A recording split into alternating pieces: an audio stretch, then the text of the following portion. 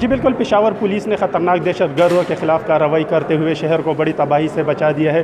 میرے ساتھ اس وقت CCPO محمد علی گنڈاپور صاحب موجود ہیں، آئیے ان سے اس حوالے سے بات کرتے ہیں۔ سر جی، آپ مجھے بتائیے کہ جو خطرناک دہشت گرد آپ لوگوں نے گرفتار کیے ان کی تھوڑی سی تفصیل بتائیے اور ان کا مین ٹارگٹ کیا تھا؟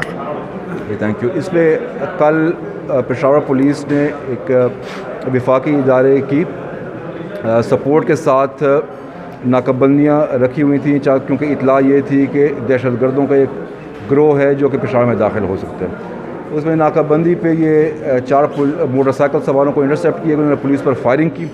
الحمدللہ پولیس پارٹی محفوظ رہی۔ جوابی فائر میں جو انہیں سیلف ڈیفینس سے پولیس نے کیا، ان کو ہاٹ پرسوٹ کیا۔ اس کے بعد ان 4 لوگوں کو گرفتار کیا گیا، ان سے اسلحہ اور ہینڈ گرینیڈز برآمد ہوئے۔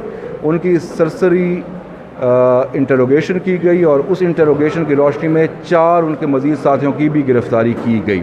تو ٹوٹل یہ 8 لوگ تھے اور اس میں ہمارے 4 کیسز تھے جو کہ اسی نیٹ ورک نے کیے تھے۔ 2 کارخانوں پہ اٹیک ہوئے تھے، آپ کے علم میں ہوں گے۔ اس کے علاوہ ہینڈ گرینیڈ اٹیک ہوا تھا بھانا ماڑی میں، اور اس کے علاوہ بتن میں بھتخوری کے سلسلے میں، تو وہ بھی انہوں نے کیے تھے۔ مزید ان سے انکشافات جو ہیں وہ ہوں گے۔ ہم نے ان کا جسمانی ریمانڈ آج لے لیا، FIR ان پر کر دی ہے، اور ان کے کافی سارے لائکلی ٹارگٹس بھی ہو سکتے تھے کہ اگر اس گروپ کو بر وقت اس طریقے سے نہ توڑا جاتا تو یہ مزید تخریب کارانہ کارروائی کرنے کا ان کا ارادہ تھا۔